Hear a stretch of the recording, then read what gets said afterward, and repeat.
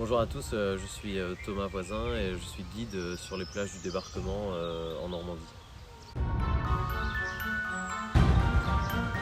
Ma passion pour l'histoire du débarquement est venue il y a maintenant une quinzaine d'années, étant donné que je suis originaire de Normandie, de Cherbourg très exactement. Et bien je participais avec mes parents, je venais pour les commémorations du débarquement.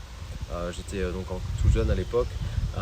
Et il y avait encore beaucoup de vétérans qui venaient, bien sûr, tous les lieux d'histoire, que ce soit 40 ans, Sainte-Mère-Église, un petit peu partout, lors des parachutages. Et j'ai pu rencontrer des tout premiers vétérans. Et l'année d'après, ça s'est réitéré. Je suis retourné avec mes parents. Cette fois, j'avais prévu la chose parce qu'à l'époque, je ne parlais pas anglais. Et j'avais demandé à mon prof d'anglais de l'époque au collège de me préparer, de m'aider à me préparer des phrases de manière à pouvoir bien toucher quelques mots en anglais avec les vétérans que j'allais pouvoir rencontrer durant le week-end des commémorations. Donc c'est là vraiment que cette passion est venue, et lors de la visite de différents sites historiques tels que je pense comme ça, et bien évidemment le cimetière américain de Colville, peu importe l'âge que l'on a, et bien évidemment ça touche tout le monde de voir ce lieu incroyable et d'en savoir plus. Qu'est-ce qui a provoqué ça? Qu'est-ce qui a créé ce cimetière? Pourquoi tous ces gars ont été tués?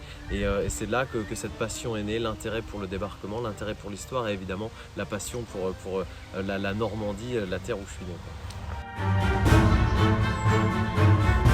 La transmission de la mémoire, c'est un travail qui est assez large et assez complexe parce que dans un premier temps, il y a le travail évidemment des historiens, de ceux qui écrivent les livres d'histoire, ce qui n'est pas mon cas.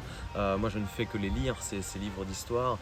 Et derrière, eh bien, c'est tout un moyen de pouvoir transmettre toutes ces histoires qui sont racontées. Alors j'ai pu participer à des interviews, que ce soit de vétérans, des interviews également de personnes qui ont vécu tout ce débarquement ici sur 40 ans ou même en Normandie. Et derrière, eh bien, le métier de guide touristique est un bon moyen de continuer de transmettre cette mémoire tout en pouvant vivre de sa passion. Et également d'un point de vue plutôt loisir, parce qu'effectivement j'ai pu participer à différentes activités, que ce soit des documentaires ou différentes choses où on pouvait être en contact avec de la population et transmettre bien tout ce que l'on sait sur cette histoire du débarquement qui est un moment quand même charnière de la Seconde Guerre mondiale, et c'est ici que ça s'est passé. Et en tant que Normands, en tant qu'habitants locaux de la Normandie, eh bien, on se doit de ne pas oublier cette mémoire et de la transmettre à tous ces visiteurs, à toutes ces personnes qui viennent tous les ans en Normandie, que ce soit pour la beauté de la région mais aussi pour son histoire. Et nous, on est acteurs, transmetteurs de cette mémoire, moi et comme bien d'autres personnes, que ce soit des passionnés ou des professionnels du tourisme. Et du coup, l'utilisation de véhicules anciens comme le Jeep par exemple, qui peuvent être un très bon outil de visite guidée, eh bien, c'est une manière de pouvoir immerger ces visiteurs au sein de l'histoire, leur expliquer voilà, dans quoi ils se déplaçaient, aller sur les lieux de mémoire. Des fois, ça peut être tout simplement un champ qui est tout vide aujourd'hui, mais qui peut avoir une histoire extrêmement particulière et touchante d'un point de vue humain, parce qu'après tout, c'est ça que l'on doit transmettre. Les grandes lignes du débarquement, effectivement, c'est une chose que l'on apprend dans les livres d'histoire, mais nous, notre devoir en tant que transmetteur de cette mémoire, eh bien, c'est plutôt de raconter les petites histoires, les histoires humaines qui ont fait finalement cette grande histoire du débarquement. Et pour ça, eh bien, rien de mieux que d'utiliser une Jeep et d'aller dans les champs, d'aller dans des chemins, là où toute l'histoire s'est passée, là où tout a commencé le 6 juin 1944.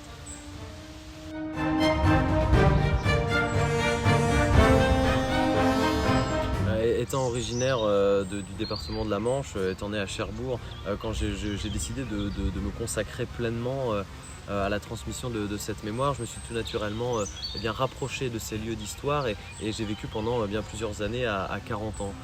C'est là que j'ai pu découvrir notamment l'histoire de cette ville, l'histoire de 40 ans, que j'avais déjà connue par le biais de films et de séries. Mais c'est vraiment en habitant à 40 ans que j'ai pu comprendre comment cette ville avait été un objectif très important des unités aéroportées, notamment de la 101e Airborne, et 40 ans qui va devenir finalement tout de suite après le 6 juin l'un des objectifs principaux de ses alliés. C'est à proximité de 40 ans que la jonction entre les troupes de Omaha Beach et de Utah Beach va se faire. 40 ans est une place forte, est un objectif des alliés. et l'une des premières villes à avoir été libérée.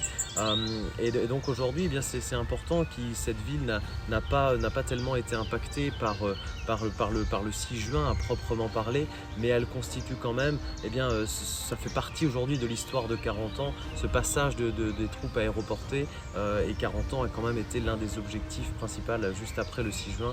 Donc 40 ans doit quand même garder, eh bien, cette ville doit quand même garder ça dans son histoire, et c'est très important aujourd'hui que toute cette histoire soit intégrée au sein même de la ville, dans l'identité de la ville, je dirais. Voilà, c'est cette première ville qui a été marquée de manière très très forte par le 6 juin 44 et par la libération de la Normandie.